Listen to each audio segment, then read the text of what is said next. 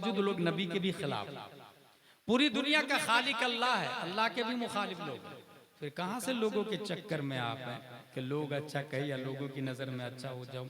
अभी मैं हाल ही में मैं गया था वहाँ हुजूर बद्र मिल्लत अलैहि रहमा के मज़ार शरीफ। मुझे इतनी अच्छी बात लगी जिन्होंने तामीर अदब लिखी है। तामीर अदब नाम सुना आप लोगों ने? ये प्राइमरी की किताब है, जो लोग मकतब में गए होंगे वो लोग सुने होंगे, उलमाए किराम पढ़ते हैं उसको, तामीर अदब। हुजूर बद्र मिल्लत ने मुफ्ती कौसर साहब से कहा, पूरी दुनिया मिलके जूते का हार पहनाए तो भी आप जहन्नमी नहीं हो सकते, और पूरी दुनिया मिलके अगर फूलों का हार पहनाए तो भी आप जन्नती नहीं हो सकते। इसलिए लोगों के हिसाब से काम मत करें, अल्लाह व रसूल के हिसाब से काम करें, जो अल्लाह के कानून के हिसाब से अच्छा हो, हुजूर सल्लल्लाहु ताला अलैहि वसल्लम की नजर में अच्छा हो। इसीलिए आला हजरत ने कहा, काम वो ले लीजिए तुमको जो राजी करे, ठीक हो ना मेरा रज़ा तुम पे करो दुरूद। रीजन नंबर 12, हर हाथों में मोबाइल का हो, ये बच्चियां मुर्तद हो रही है, उसकी वजह ये कि मोस्टली शादी मोबाइलों से हो रही है, पसंद मोबाइलों से करती है, चाहे वो काफिर हो या मुशरिक हो या भंगी हो या चमार हो, उससे कोई लेना देना नहीं। तो अगर आप ये चाहते हैं कि आपकी बच्ची मुर्तद न बने तो मोबाइल मत दे, और दे तो घर के अंदर अपनी निगरानी में, मेरे सामने ही, और वो भी आपको आती हो तब। अगर आपको मोबाइल चलाना नहीं आता है तो फिर वो क्या करेगी, वही आपके सामने ही पता नहीं चलेगा। इसलिए मोबाइल ही नहीं देना चाहिए, और देना चाहिए तो अपनी निगरानी में रखना चाहिए। ये 12 वजह बताई मैंने जिसकी वजह से बच्चियां भारत में कई लाख मुर्तद हो गई है भाई साहब, कई लाख। हिंदुस्तान की बच्चियां काफिरों के साथ में शादी कर चुकी है, किसी को मार दिया गया, किसी को जला दिया गया, किसी को गायब कर दिया गया। इसलिए 3 काम करना है आपको। नंबर 1, अपनी औलाद को मजबूत दीनी व फिक्री बुनियादी तालीम फराहम करें, असरी तालीम के साथ साथ दीनी तालीम भी। नंबर 2, निकाह को आसान करे, निकाह सख्त नहीं होना चाहिए। नहीं ये लड़का पसंद नहीं, ये लड़की पसंद नहीं, उसका घर पसंद नहीं, उसका ये पसंद नहीं, इतना महंगा, इतनी लड़कियां रिजेक्ट करते हैं कुछ लोग, या इतने लड़के रिजेक्ट करते हैं कि मुश्किल हो गया निकाह।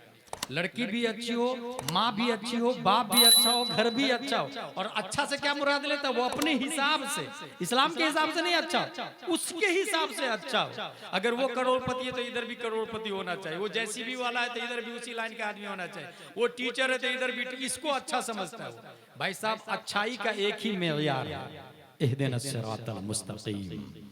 इस्लाम सिराते मुस्तकीम पर कौन है, जितना ज्यादा है उतना ही ज्यादा अच्छा है, जितना कम है उतना ही कम अच्छा है। ये मेयार होना चाहिए। निकाह को आसान करें। नंबर 3, इस मौजू पर उलमा साइंसी, मंतिकी और दोस्ताना अंदाज में मुकालमा करें। अगर से कोई पूछे या आपके इमाम साहब से पूछे कि लड़का लड़की दोनों पढ़ सकते कि नहीं आपस में, हराम नहीं पढ़ सकते। लेकिन सिर्फ हराम कहने से काम चलेगा क्या? उसको बैठ के समझाएं कि न पढ़ने की वजह ये है। फिर अपनी स्कूल खोले, और वो सिर्फ girls, for girls, exception for boys.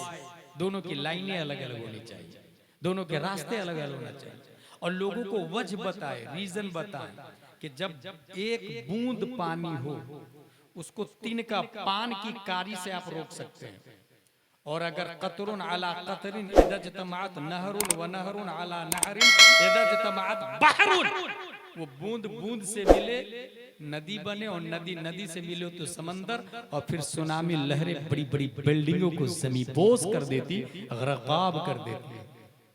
इसलिए स्टार्टिंग ही में उसको रोके कि बूंद को तिनके से रोका जा सकता है, शुरू ही से उसको समझाए, प्यार और मोहब्बत। अपने इमाम साहब को महीने में एक बार घर पे बुला ले, जिस तरह फैमिली डॉक्टर होता है ना, फैमिली मैकेनिक होता है, फैमिली पेंटर होता है, फैमिली प्लम्बर होता है, फैमिली आलिम भी रखे, फैमिली आलिम। और जब भी कोई जरूरत पेश आए फौरन नंबर डायल करे।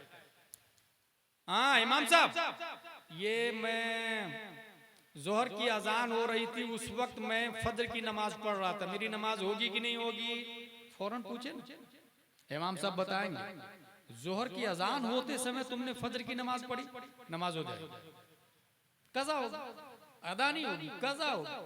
लेकिन कुछ लोग क्या करते हैं, सेठ के पास फोन लगाएंगे, मुखिया के पास फोन लगाएंगे, लीडर के पास फोन लगाएंगे, या पान की दुकान पे सेठ से पूछेंगे भाई साहब मैंने ऐसा ऐसा किया, और वो सेठ और मुखिया भी गांव का बता देता, पान की दुकान ही पे फतवा दे देता, वो चाय की दुकान ही पे फतवा दे देता है कि हाँ तुम्हारी नमाज जोहर के वक्त में तुमने पढ़ी फजर की तो कहाँ होगी। किसने बोला? मुखिया जी। कहाँ से भाई? ये मुखिया जी को किसने अथॉरिटी दे दी दीन की बात बताने?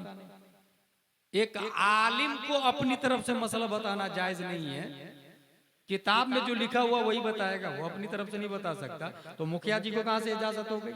इसलिए भी दीन बर्बाद हुआ है, इसलिए भी स्ट्रक्चर खराब हुआ है।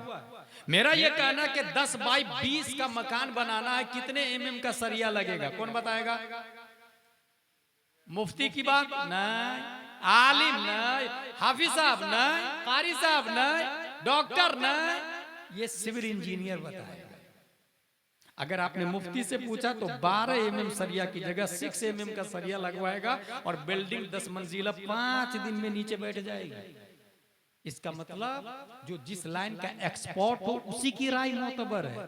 दीन के डॉक्टर आलिम दीन है, उलमाए किराम है, उन्हीं की बात मोतबर होगी, उन्हीं से मसला पूछा जाए। हासिल ये कि मोहब्बत से लॉजिकली मंतिकी अंदाज में, साइंसी अंदाज में समझाए। इमाम साहब, आपके इमाम साहब, इमामी साहब से पूछो, अच्छा इमाम साहब गुस्सा हो जाए कि ये बार बार तुम फोन लगाते हो, दोबारा फोन मत लगाना,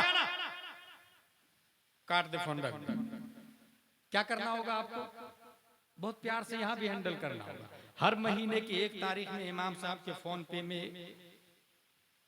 1100 रुपए, हर महीने की 1 तारीख, मसला पूछने का, दीन सीखने का भाई। और ये गलत नहीं, हर चीज में अगर क्वालिटी चाहिए तो पैसा लगेगा, तो दीन सीखने के लिए भी पैसा लगेगा। और हदीस शरीफ में आया कि एक जमाना आएगा कि दीन दिनारों दिरहम से चलेगा। ये वही जमाना है, दीन दिनारों दिरहम से चलेगा। क्या ये हकीकत नहीं है कि तामीर आदब वाला इमाम अपने को 2000 में मिल जाता है? अगर बुखारी शरीफ वाला इमाम चाहिए तो उसके लिए 40,000 देना होगा। Common sense.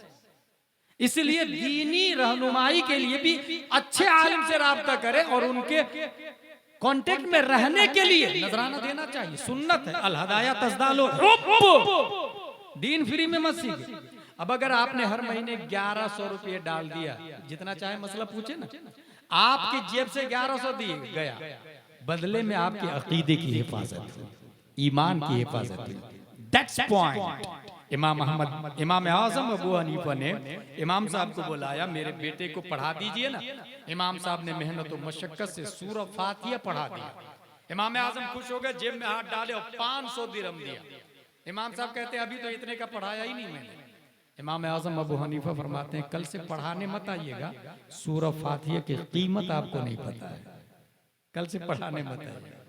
हासिल